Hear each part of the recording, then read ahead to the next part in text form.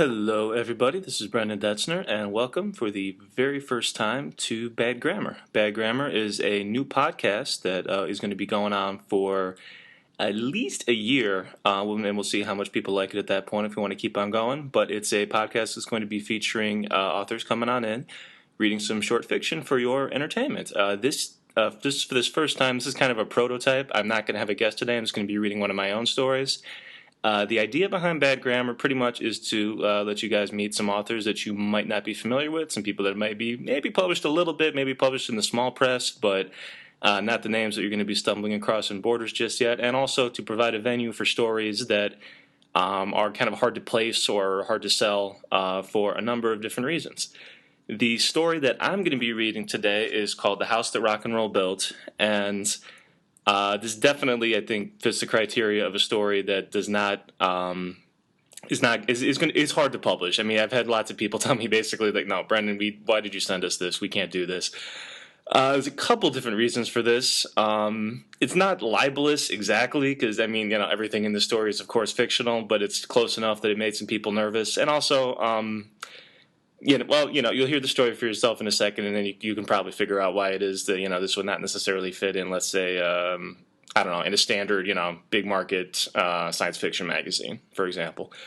The genesis of this story was I was working at a maximum security prison for teenage girls in lovely Warrenville, Illinois, and as a GED tutor and a literacy tutor, and just kind of like just working with the kids in a bunch of different capacities. And I had a long conversation with one of the girls that I was working with that we were reading an oral history of Nirvana was the book that she was into, and she just loved Nirvana more than anything else.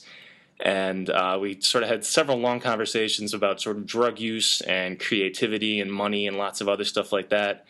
And as is to be expected, we didn't disagree about every single thing. And some of the stuff, it sort of seems like, okay, well, she's who she is and I'm who I am. We're going to disagree. And some other things stuck in my craw a little bit more. And, that's the kind of thing that, it's the kind of thing that sometimes, sort of plants that little seed that you want to get out that makes you want to write a story, which was good because it resulted in this. And I hope you like it. So, again, this is called The House That Rock and Roll Built. And hope you enjoy it. I've tried to bullshit my way around it, but the reason I'm writing this is because I feel guilty. Probably not as much as I should be, but a little bit. Maybe if people know what happened, I'll feel better. The consequences don't worry me because I don't think there will be any. Courtney's got a good thing going in Vegas I doubt she'll want to fuck up, and nobody cares about the others. They're footnotes of history, chased off the radio by shitty German keyboard music a long time ago. It took 70 or so years to kill the dragon, but it's finally happened. There will be no more skinny white guys getting famous by playing guitar and screaming. It will never, ever, ever, ever happen again, and I'm glad. I've decided to come clean because I'm going to die. I was a little hazy on that when I was younger. Over the course of the last few years, I was coming to accept it, but all the new shit they've been talking about on television put a wrench in the works. No more dying, no more falling apart. Just a shot of nanites every 3 weeks and a little jolt of electricity every morning to keep your brain happy. I've got a little thing that looks like a nightlight with a red bulb in my medicine cabinet. Every morning I turn it on and let my skin soak up the light, and I don't get wrinkles. 30 years ago I'd have killed somebody in front of their mother for this thing. Now I can buy it at a drugstore. So when the cover of Newsweek tells me that maybe things have changed, that maybe we're the generation without death in big white letters, maybe I believe it. So I go to see the doctor. I get checked over by a nurse, answer a lot of embarrassing questions about all the substances that have found their way into my body over the years, leave, and come back a week later. The doctor sees me personally. He has his bad news face on. I missed the boat. If I was a little younger, if I was a little healthier, if the technology was just a little further along. I didn't kill Kurt Cobain, but I had something to do with it. I'd heard about the guy from maybe 6 different people before I ever met him. It's even possible that I'd heard his voice on the radio. That would have been right when things were getting going. I wasn't at the club to see him. I was just at the club. It was an industry thing. I wasn't really in the industry at that point, but I'd come to the West Coast to work on that, and I'd made enough friends to get in the door. I was backstage when I first heard his voice, laughing along with the rest of the band as a fruit basket went flying out of their dressing room. It hit the wall on the other side of the hall and landed upside down on the tile floor, sending grapes rolling all over the place.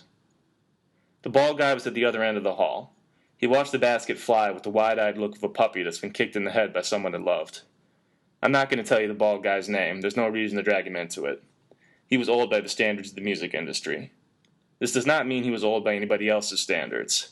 He wasn't really bald either. His hairline just was receding a little bit.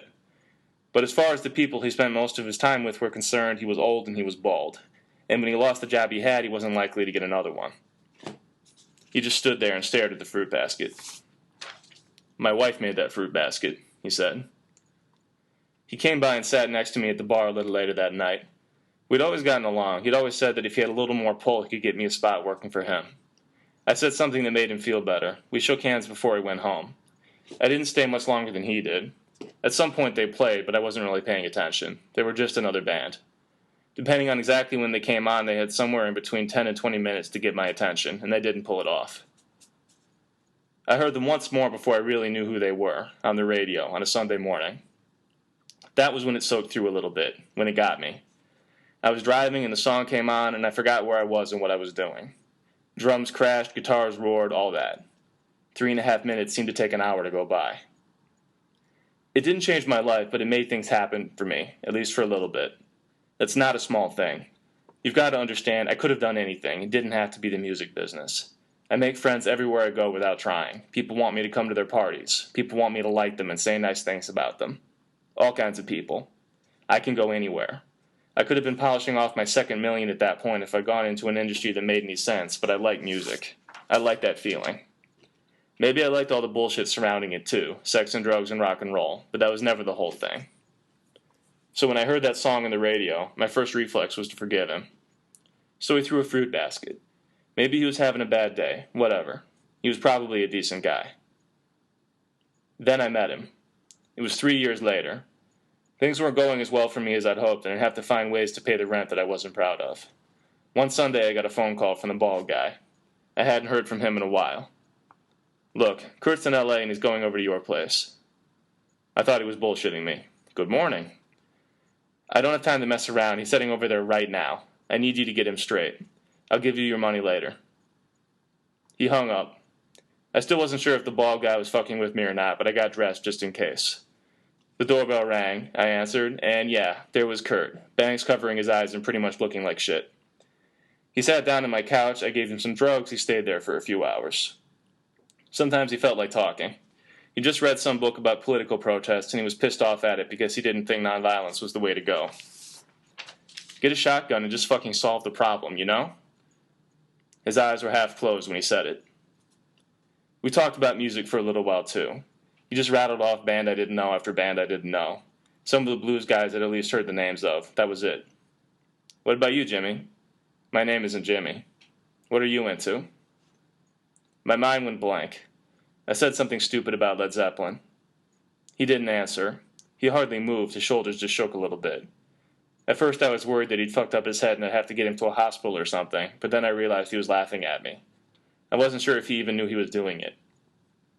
I laughed along with him. Why the hell not? I'm a friendly guy. He's a guest in my home. He's a rock star. Nothing wrong with laughing at yourself a little bit. "Yeah, well, and then there's your stuff, right? Everything you guys have done is amazing. I really like it." He stopped moving. I was worried about him again. Then I saw that he was looking at me. It was the same look my relatives gave me every Thanksgiving when I told them I was still trying to get into the music business after all this time. He stayed there in my living room for another hour or so getting fucked up, then he left. I tried to call the bald guy back up and see about getting paid, but I just got a voicemail. I kept calling him over the next few days and never had any luck.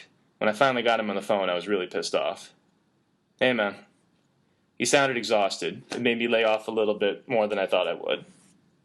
"Hey, you owe me money." "Yeah, I know. I know you can't exactly take checks. I'll send somebody over with an envelope." "I had a lot of trouble getting a hold of you. Have you been avoiding me?" "I've been avoiding everybody. Kurt's lost his fucking mind." "He's a fucking asshole." He laughed. "He really is. At least he's on his way out. He's 27 now, right? That's when Hendrix bit the dust." "Yeah, Morrison too. Probably worth more money dead. Less hassle anyway." It was supposed to be a joke. There was silence on the other end.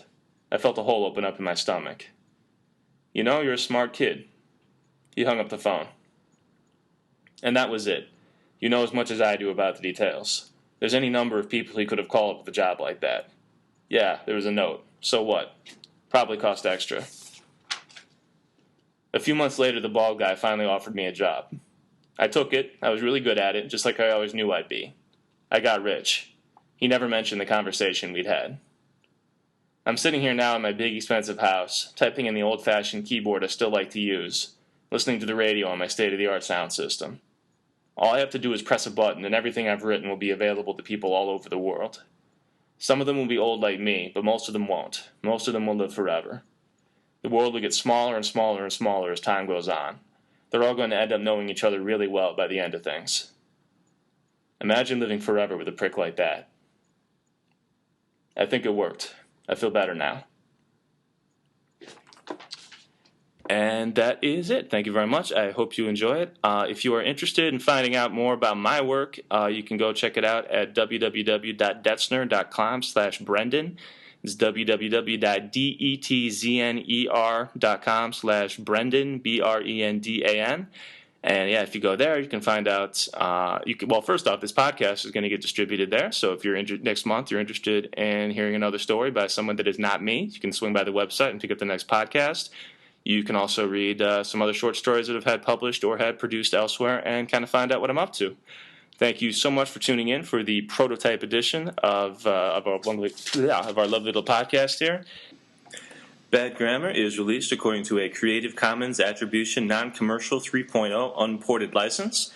You can get the new Bad Grammar at iTunes and in the listen section of Brendan Detzner Online the first week of every month. If you'd like to support Bad Grammar, thank you very much. We're good, but we would encourage you, if you're feeling generous, to go ahead and check out www.protect.org to learn more about a cause that we wholeheartedly support. Our theme music is lovingly provided to us by the Gotsicles. You can find out more about the Gotsicles over at www.gotsicles.com. And that is it. Thank you so much for listening, and I will see you here next month.